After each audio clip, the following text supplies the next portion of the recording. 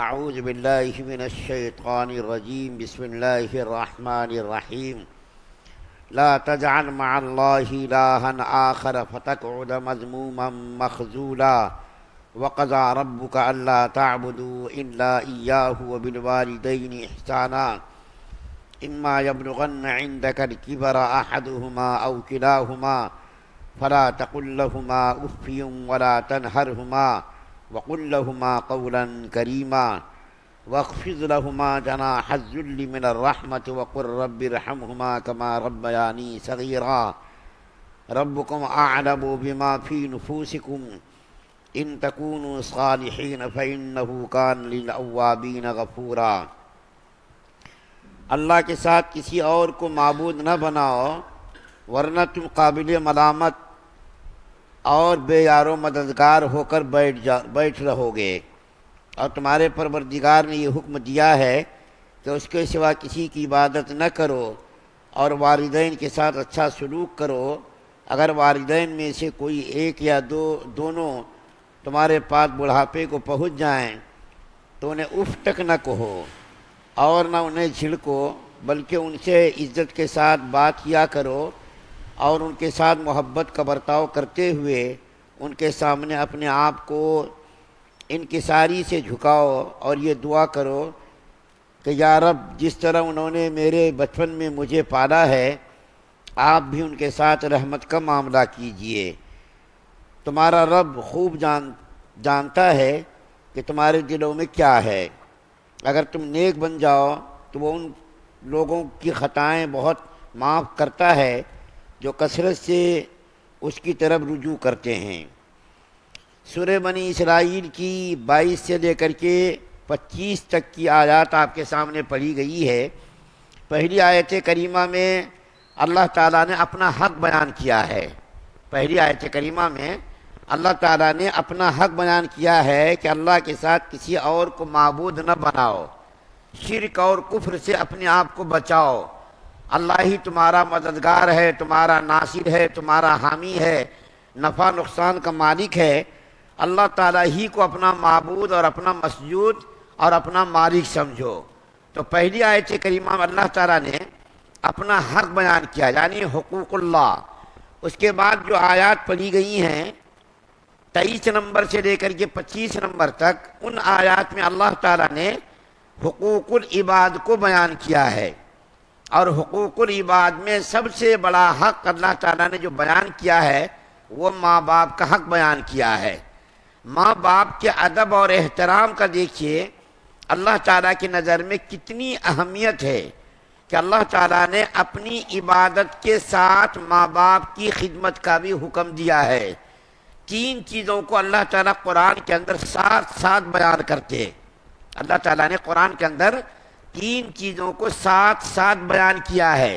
جہاں پر ایک چیز کو بیان کیا ہے اس کے بعد فوراً ماں باپ کا ذکر کیا ہے۔ مثال کے طور پر اللہ تعالیٰ نے قرآن کے اندر بیان کیا ہے ایمان کا بیان کیا ہے، ان الذین آمنوا وعملوا الصالحات، کہ ایمان لاؤ اور اس کے ساتھ ساتھ اعمال صالحہ کرو۔ تو جہاں اللہ تعالیٰ نے ایمان کا تذکرہ کیا ہے، ایمان کے ساتھ ساتھ اعمال صالحہ کا تذکرہ ضرور کیا ہے۔ اس کے بعد جہاں پر اللہ تعالیٰ نے نماز کا ذکر کیا ہے، اقیموا الصلاۃ وآتوا الزکوٰۃ، جہاں اللہ تعالیٰ نے نماز کا ذکر کیا ہے تو نماز کے فوری بعد اللہ تعالیٰ نے زکوٰۃ کا بھی حکم دیا ہے۔ اسی طریقے سے قرآن کے اندر جہاں اللہ تعالیٰ نے اپنی عبادت کا حکم دیا ہے اس کے ساتھ ساتھ ماں باپ کی خدمت کا بھی اللہ تعالیٰ نے بندوں کو حکم دیا ہے۔ یہاں پر دیکھیے اللہ تعالیٰ نے اپنی عبادت کا حکم دیا اور اپنی عبادت کے حکم کے ساتھ ساتھ ماں باپ کے ساتھ حسن سلوک کا بھی حکم دیا۔ سورہ لقمان کے اندر ہے اللہ تعالیٰ فرماتا ہے انشکر لی ولوالدیک، میرا بھی شکر کرو، ماں باپ کا بھی شکر ادا کرو، اس لیے کہ ماں باپ نے بچپن سے پالا ہے۔ کتنی خدمت، کتنی محنت ماں باپ بچوں کی کرتے ہیں، اور بچپن سے لے کر کے جوانی تک ماں باپ بچوں کی کس طریقے سے نزاکت کو، نخروں کو اور اس کی جتنی ضروریات ہوتی ہے ان تمام ضروریات کی تکمیل ماں باپ کرتے ہیں۔ تو اللہ تعالیٰ نے اپنی عبادت کے ساتھ ساتھ ماں باپ کی عبادت کا بھی حکم دیا ہے۔ چنانچہ حدیث شریف کے اندر آتا ہے، ایک صحابی رضی اللہ تعالیٰ عنہ نے حضور صلی اللہ علیہ وسلم سے جہاد میں جانے کی اجازت مانگی، تو رسول اللہ صلی اللہ علیہ وسلم نے ان سے کہا کیا تمہارے ماں باپ زندہ ہیں یا ان میں سے کوئی ایک زندہ ہے؟ تو انہوں نے کہا یا رسول اللہ بالکل ماں باپ زندہ ہیں۔ تو اللہ کے رسول صلی اللہ علیہ وسلم نے ارشاد فرمایا کہ تم جا کر کے ماں کی خدمت کرو، تم جا کر کے ماں کی خدمت کرو۔ دیکھیے جہاد کتنا بڑا عمل ہے، اور قرآن کے اندر جہاد کی کتنی بڑی فضیلت بیان کی گئی، اس کے باوجود اللہ کے رسول صلی اللہ علیہ وسلم اس صحابی سے فرما رہے ہیں کہ جا کر کے تم ماں کی خدمت کرو، ماں کی خدمت کرنا تمہارے لیے ضروری ہے۔ تو اللہ کے رسول صلی اللہ علیہ وسلم نے جہاد میں جانے کے بجائے ان سے کہا کہ ماں باپ کی خدمت کرو۔ ماں باپ کی خدمت نہ کرنا اور ماں باپ کو ایذا پہنچانا، ماں باپ کو تکلیف پہنچانا، اللہ کے رسول صلی اللہ علیہ وسلم نے ارشاد فرمایا کہ باقی بدعملی کی سزا تو اللہ تعالیٰ ضروری نہیں کہ دنیا میں دے۔ اگر کوئی برا کام کرتا ہے، اللہ کی نافرمانی کرتا ہے، بہت سارے مشرک لوگ ہیں، کفار لوگ ہیں، یہود و نصارہ لوگ ہیں، بہت سارے دہریہ قسم کے لوگ ہیں، خدا کا انکار کرنے والے لوگ، تو کوئی ضروری نہیں کہ ان کی بدعملی کی سزا اللہ تعالیٰ دنیا میں دیں، لیکن ماں باپ کو ستانے کی سزا اللہ کے رسول صلی اللہ علیہ وسلم نے فرمایا جب تک اس کو دنیا میں اس کی سزا نہیں مل جاتی اس وقت تک اس کو موت نہیں آئے گی۔ اتنی بڑی ماں باپ کی دیکھیے اہمیت ہے، اور اللہ کے رسول صلی اللہ علیہ وسلم نے فرمایا ماں کیا ہے؟ ماں کے قدموں تلے جنت ہے، الام تحت الجنت تحت اقدام الامہات، ماں کے قدموں کے نیچے جنت ہے اور باپ جنت کا دروازہ ہے۔ اگر تم چاہو تو جنت کی دروازے کی حفاظت کرو، اور اگر چاہو تو اس کو تم ضائع کر دو۔ اس کے لیے اللہ کے رسول صلی اللہ علیہ وسلم نے فرمایا کہ اگر کسی کے ماں باپ ناراض ہو کر کے دنیا سے چلے گئے، غصے میں تھے، ناراض ہو کر کے دنیا سے چلے گئے، گزر گئے، تو اللہ کے رسول صلی اللہ علیہ وسلم نے اس کے لیے بھی راستہ بتایا کہ تم ماں باپ کے لیے دعائے مغفرت کرو، ایثار ثواب کرو، ثواب جو ہے صدقات خیرات کر کے ماں باپ کو بخشتے رہو، تو قیامت کے دن تم بھی فرما بردار میں شمار کر دیے جاؤ گے، تمہارا شمار بھی فرما برداروں میں ہو جائے گا۔ ایک حدیث بیان کر کے میں بات کو ختم کرتا ہوں۔ یہ حدیث عام طور پر فضائل رمضان میں بیان کی جاتی ہے، عام طور پر یہ فضائل رمضان میں یہ حدیث بیان کی جاتی ہے، لیکن چونکہ اس وقت اس آیت کی مناسبت سے یہ حدیث بیان کرنا بہتر معلوم ہوتا ہے کہ اللہ کا رسول صلی اللہ علیہ وسلم ایک مرتبہ خطبہ دینے کے لیے ممبر پر تشریف لے گئے۔ پہلے ممبر پر قدم رکھا تو فرمایا آمین، دوسرے ممبر پر قدم رکھا تو فرمایا آمین، تیسرے ممبر پر قدم رکھا تو فرمایا آمین۔ تو صحابہ کرام کو بڑا تعجب ہوا کہ اللہ کے رسول صلی اللہ علیہ وسلم نے خلاف معمول یہ 3 مرتبہ آمین آمین کیوں کہی، اس کی وجہ کیا ہے؟ تو بعد میں صحابہ کرام نے پوچھا یا رسول اللہ صلی اللہ علیہ وسلم آج آپ سے یہ خلاف معمول عمل ظاہر ہوا، آمین آمین آمین آپ نے 3 مرتبہ کہی، اس کی وجہ کیا ہے؟ تو اللہ کے رسول صلی اللہ علیہ وسلم نے ارشاد فرمایا کہ جب ممبر پر میں نے پہلی مرتبہ قدم رکھا، پہلے ممبر پر میں نے قدم رکھا تو حضرت جبریل علیہ السلام آئے اور انہوں نے کہا برباد ہو، ہلاک ہو، تباہ ہو وہ آدمی جس کے سامنے رمضان کا مہینہ آئے اور رمضان میں عبادت کر کے اللہ تعالیٰ کو راضی نہ کرے۔ تو یہ میں نے اس پر آمین کہی۔ اس کے بعد جب دوسرے ممبر پر میں نے قدم رکھا تو اللہ کے رسول صلی اللہ علیہ وسلم نے فرمایا آمین، اس کی وجہ کیا ہے؟ کہ حضرت جبریل علیہ السلام نے کہا یا رسول اللہ ہلاک ہو، برباد ہو وہ آدمی جس کے سامنے آپ کا اسم گرامی آئے اور آپ پر وہ درود نہ بھیجے صلی اللہ علیہ وسلم۔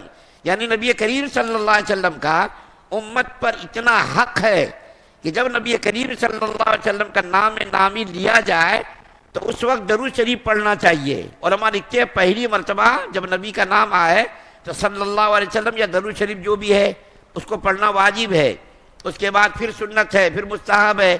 تو اس طریقے سے اللہ کے رسول صلی اللہ علیہ وسلم کے سامنے حضرت جبریل علیہ السلام نے کہا کہ ہلاک ہو، برباد ہو جس کے سامنے آپ کا نام نامی لیا جائے اور درود نہ پڑھے وہ ہلاک ہو، برباد ہو۔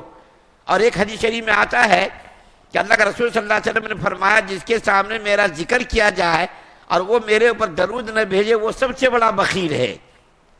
بخیل ہم مال خرچ نہ کرنے والوں کو کہتے ہیں، لیکن درود شریف اللہ کے رسول صلی اللہ علیہ وسلم کا نام بھی لیا جائے اور پھر اس کے سامنے اللہ کے رسول صلی اللہ علیہ وسلم کے اوپر درود نہ بھیجا جائے تو اللہ کے رسول صلی اللہ علیہ وسلم نے فرمایا وہ سب سے بڑا بخیل ہے۔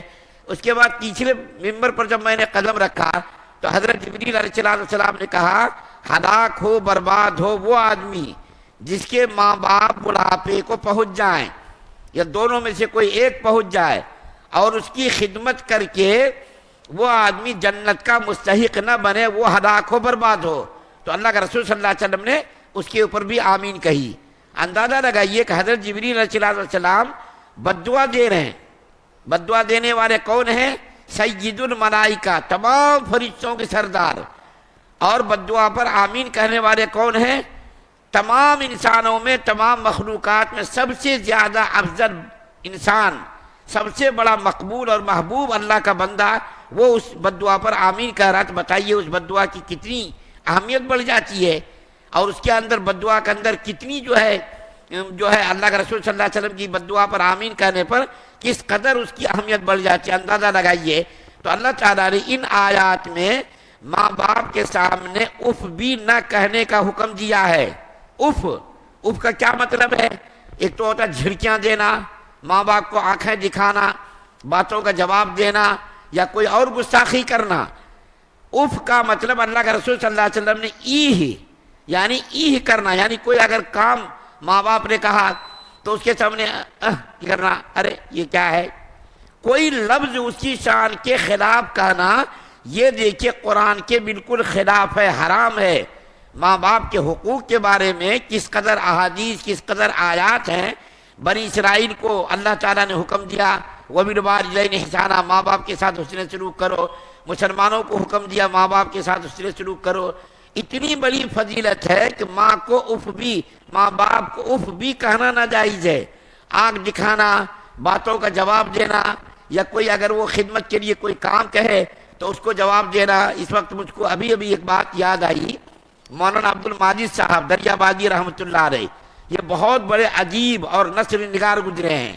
دریاباد جو یو پی کے اندر ایک قصبہ ہے، دریاباد بارہ بنکی ضلع میں ایک قصبہ ہے، اسی قصبے کے یہ مولانا عبد الماجد دریابادی ہیں۔ انہوں نے ایک کتاب میں لکھا ہے، میں نے پڑھا کہ ایک نواب صاحب 50 سال کی عمر کے تھے۔ نواب صاحب کوئی عام آدمی ہمارے جیسے آپ کے جیسے نہیں، نواب صاحب زمینوں کا، جاگیر کا مالک۔